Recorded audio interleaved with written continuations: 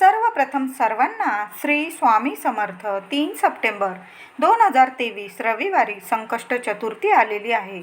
आज मी तुम्हाला 108 गव्हाच्या दाण्यांचा असा काही प्रभावशाली उपाय सांगणार आहे, कितीही मोठं संकट असू द्या तुमच्यावर दूर होणार म्हणजे होणार. 100% खात्रीशीर उपाय तुमच्यासाठी घेऊन आलेली आहे.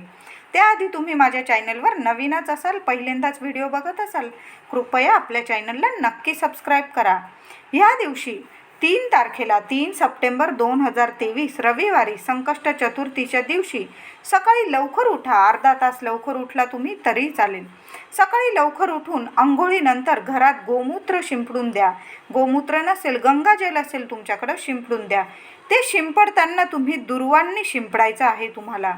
त्यानंतर उंबरठा पूजन, हळद लेपन करून घ्या. ह्या दिवशी गणपती बाप्पाला अभिषेक करायचा आहे. पंचामृताने करा. कच्च्या गाईच्या दुधाने केला तुम्ही तरीही चालेल. तुमच्याकडं पंचामृताचं साहित्य नसेल तर कच्चे गाईचं दूध असेल त्याने केला तुम्ही तरीही चालेल. आधी स्वच्छ पाणी, नंतर कच्चं गाईचं दूध, नंतर पुन्हा स्वच्छ पाण्याने अभिषेक करा, नाहीतर पंचामृताने करा. अभिषेक करताना किमान 1 वेळा तरी गणपती अथर्व शीर्ष पठण करून मग अभिषेक करा. नसल येत तर ओम गण गणपते नमः, ओम गण गणपते नमः 21 वेळा किंवा जोपर्यंत तुम्ही अभिषेक करत आहात तोपर्यंत तरी आपल्याला हा मंत्र जप करायचा आहे. नंतर अभिषेक घातलेलं पाणी सर्वांनी तीर्थ म्हणून घ्या आणि उरलेलं झाडांना किंवा तुळशीला घातलं तुम्ही तरीही चालेल. मुलांना आईने आवर्जून चमचाभर का होईना हे तीर्थ द्यायलाच हवं. आईला काही कारणाने 4 दिवस वगैरे असतील आणि सेवा नाही जमली ह्या दिवशी संकष्ट चतुर्थीला, तर घरातल्या माणसांनी किंवा मुलांच्या वडिलांनी अभिषेक घातला गणपती बाप्पाला, सेवा केली तरीही चालेल. त्यातले अभिषेकाचे तीर्थ मुलांना वडिलांनी दिले तरीही चालेल. त्यानंतर बाप्पाला स्वच्छ पुसून तांदळाची रास करा किंवा फुलांचं आसन करा किंवा दुर्वांचं आसन केलं, तांदळाचं, फुलांचं किंवा दुर्वांचं, त्या आसनावर बाप्पाची स्थापना करा. त्यानंतर गणपती बाप्पाला लाल फूल, एक का होईना लाल फूल गणपती बाप्पाला नक्की व्हा. 21 दुर्वांची जुडी स्वतःच्या हाताने तयार करा. 21 दुर्वांची जुडी उजव्या हातात घेऊन 1 वेळा तरी अथर्व शीर्ष बोलून बाप्पाला दुर्वा वाहून द्या. दुर्वा वाहताना थोडंसं कुंकवामध्ये थोडंसं पाणी घालून कुंकू थोडं ओलं करून त्यात दुर्वांचं देठ बुडवून त्याबरोबर थोड्या अक्षता, कुंकवात थोड्या ओल्या केलेल्या अक्षता अर्पण करायच्या आहे बाप्पाला. कुंकवात थोडंसं पाणी मिक्स करा, थोडं कुंकू ओलं करा आणि जे आपलं दुर्वांचं देठ असतं मागचं ते बुडवून मग बाप्पाला थोड्याशा अक्षता आणि ही दुर्वांची जुडी बाप्पाला अर्पण करायची आहे. या उपायामुळे तुमच्यावरील, तुमच्या घरावरील सर्व विघ्न दूर होतात. प्रत्येक संकष्टीला हा उपाय करावा. गणपती बाप्पाला मनापासून प्रार्थना करा. गणपती बाप्पा रिद्धी सिद्धीचे देवता आहे. आपल्या मुलांच्या प्रगतीसाठी प्रार्थना करा. हा साधा सोपा उपाय प्रत्येक संकष्टीला करा. बाप्पाला अभिषेक घालून आणि बाप्पाला 21 दुर्वा तरी घरात तरी आपण हा उपाय केलाच पाहिजे. सेवा केलीच पाहिजे बाप्पाची. तुम्ही घरात 4 लोक असाल, प्रत्येकाची एक जुडी वेगळी जरी बाप्पाला अर्पण केली खूप चांगलं ठरतं. ज्यांचे लग्न जमत नाही त्यांनी 21 दुर्वांच्या जुडीला थोडी हळद वाहून मग बाप्पाला अर्पण करा. त्याबरोबर 1 लाल फूल, 1 नारळ बाप्पाला अर्पण करा.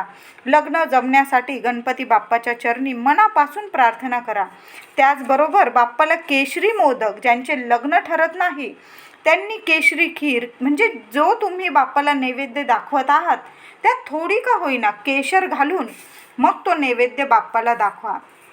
महिलांनी घरात बाप्पाला गूळ खोबरं, मोदक, लाडू, शिरा, खीर यातील जो नैवेद्य तुम्हाला दाखवता येईल तो दाखवा. काहीच नाही जमलं, थोडंसं सुकं खोबरं, साखर मिक्सरमधून बारीक करून घ्या किंवा सुकं खोबरं तुम्ही किसणीवर किसून त्यात थोडी पिठी साखर मिक्स करून तो खिरापतीचा नैवेद्य जरी बाप्पाला दाखवला, हा नैवेद्य बाप्पाला खूप प्रिय आहे.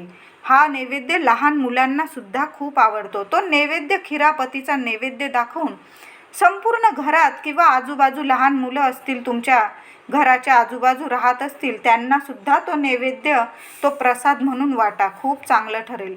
दोन्ही टायमाला आरती करा. नाही जमलं तर संध्याकाळी तरी कापूर आरती करा. श्रावणातील संकष्टीला चंद्राला ओवाळून पूजा करून मगच उपवास सोडा. उपवास नसेल करत तुम्ही तर चंद्रोदयावेळी 9:23 ह्या 3 सप्टेंबरला चंद्रोदयाची वेळ आहे 9:23.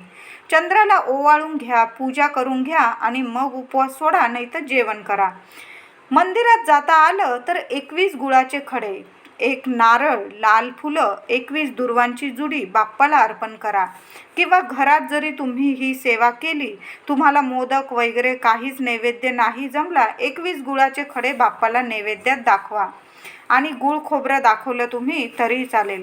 आता तुम्हाला नारळ वगैरे नाहीच मिळालं, घरातून 1 सुकं खोबऱ्याची वाटी आणि गुळाचा 1 खडा आणि 1 लाल जास्वंद, 21 दुर्वांची जुडी बाप्पाला अर्पण करा. त्याबरोबर आपल्याला बाप्पाला 11 रुपयाची दक्षिणा ठेवायची आहे. तुमच्या मर्जीनुसार तुम्ही 11 ठेवा, 21, 51, 101, आपल्या परिस्थितीनुसार बाप्पाला दक्षिणा ठेवायची आहे. आता दक्षिणा ठेवल्यानंतर 11 रुपयामधील 10 रुपये बाप्पाजवळच राहू द्या आणि त्या दक्षिणामधून 1 रुपया घरी आणून घ्या, घरी घेऊन या तुमच्याबरोबर. तुम्ही 21 रुपये ठेवत असाल, 20 रुपये बाप्पाजवळ राहू द्या आणि त्यातील 1 रुपया बरोबर घरी घेऊन या. तुमच्या देवघरात तो 1 रुपया ठेवा, त्यावर 1 सुपारी, नवी कोरी सुपारी ठेवून त्याची रोज हळदी कुंकू फुलं वाहून पूजा करा. पुढच्या संकष्टीपर्यंत बघा, मनाची इच्छा बोलून घ्या आणि ती सुपारी आणि 1 रुपयाची रोज पूजा करा. बघा, प्रत्येक इच्छा तुमची पुढच्या संकष्टीपर्यंत पूर्ण होईल. या उपायाने घरात अखंड लक्ष्मीचा वास राहील, सुख समृद्धी ऐश्वर्य प्रदान होईल, गणपतीची अखंड कृपा प्राप्ती होईल. 1 रुपयाचं नाणं बाप्पाला दक्षिणा ठेवल्यानंतर नक्की घरी घेऊन या आणि त्या रुपयाची महिनाभर पूजा करा. प्रत्येक संकष्टीला तुम्ही हा उपाय करू शकता. तो रुपया तुम्ही पुन्हा जर पुढच्या संकष्टीला दुसरा रुपया जर बाप्पाच्या इथून आणला दक्षिणेतून, तर हा जुना रुपया असेल तो तुम्ही तिजोरीत ठेवून दिला तरीही चालेल आणि नवीन रुपयाची महिनाभर पूजा करा. त्याचबरोबर गणपती मंदिरात जाऊन बाप्पाचे दर्शन घेतल्यानंतर मंदिरात 11 प्रदक्षिणा घालायच्या आहे आपल्याला. मनापासून प्रदक्षिणा घाला आणि मनापासून मंगलमूर्ते विघ्नहरा दुरित नाशना कृपा करा, मंगलमूर्ते विघ्नहरा दुरित नाशना कृपा करा हा मंत्र जप करत 11 प्रदक्षिणा घालायच्या आहे. थोडा वेळ मंदिरात बसा, बाप्पाला मनातील इच्छा बोलून घ्या. संध्याकाळी महिलांनी आपल्या घरात 1 लहानशा खोबऱ्याच्या वाटीत कापूर जाळायचा आहे. पूर्ण वाटी नसेल घ्यायची तुम्हाला, लहानसा खोबरा तुकडा घेतला खोबऱ्याचा तरी चालेल. त्यावर 3-4 कापूर वडी जाळा, त्यात बाकी काहीही टाकायचं नाही. संकष्ट चतुर्थीला फक्त लहानशी खोबऱ्याची वाटी घ्यायची आणि त्यात कापूर जाळायचा. त्यात लवंग, काही मिरी किंवा वेलदोडा घ्यायचा नाही आपण, फक्त कापूर वडी लहानशा खोबऱ्याच्या तुकड्यावर जाळायची. संपूर्ण घरात फिरवा, उंबरठ्यावर खोबरे ठेवून द्या. संपूर्ण घरात तो धूप फिरवला, कापूर फिरवला, त्यानंतर उंबरठ्यावर तो खोबऱ्याचा तुकडा कापूर जळत असेल ते ठेवून द्या. थोडा वेळ तसंच कापूर मुख्य उंबरठ्यावर जळू द्या. या उपायाने काय होईल, घरातील सर्व दरिद्रता, गरिबी, नकारात्मकता, वास्तुदोष, करणी, बाधा, नजरदोष कोणी काही केलेलं असेल संपूर्ण जळून जाईल. आपल्या घरात लक्ष्मी प्रसन्न राहील. गणपती बाप्पाचा अखंड आशीर्वाद आपल्याला लाभेल. आता खास एक उपाय सांगत आहे मी तुम्हाला, 108 गव्हाच्या दाण्यांचा. हा उपाय इतका प्रभावशाली आहे, कितीही मोठं तुमच्यावर संकट असू दे ते दूर होणार म्हणजे होणारच. या उपायामुळे मोठ्यातील मोठे संकट दूर होते. मनातील सर्व इच्छा बाप्पा पूर्ण करतात म्हणजे करतात. अगदी 24 तासाच्या आत तुम्हाला रिझल्ट दिसून येईल. हा उपाय कुणीही केला तरी चालेल. आईनी करा, व्यावसायिक असतील, कोणाचं दुकान असेल, धंदा असेल, काही तुम्ही काही म्हणजे नोकरी करत असाल, कुणीही करा. वधू वराने ज्यांचं लग्न ठरत नाही, विद्यार्थी असतील, जे नोकरीसाठी प्रयत्न करत असतील, ज्यांना मूलबाळ होत नाही, सर्वांनी हा उपाय करा. इतका साधा सोपा खूप प्रभावशाली उपाय आहे. हा उपाय घरात किंवा बाहेर मंदिरातही करू शकता. तुमच्या घरात गणपती बाप्पाची मूर्ती असेल तिथं सुद्धा तुम्ही हा उपाय करू शकता. मंदिरातही करू शकता. असं काही नियम नाही की तुम्ही घरात नाही करू शकत, मंदिरात नाही करू शकत. कुठंही करा, घरात, मंदिरात.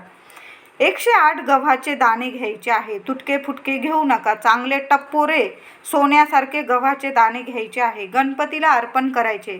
अर्पण कसे करायचे? गणपती बाप्पाचे 108 नावं घेऊन हे 108 गव्हाचे दाणे बाप्पाला अर्पण करा.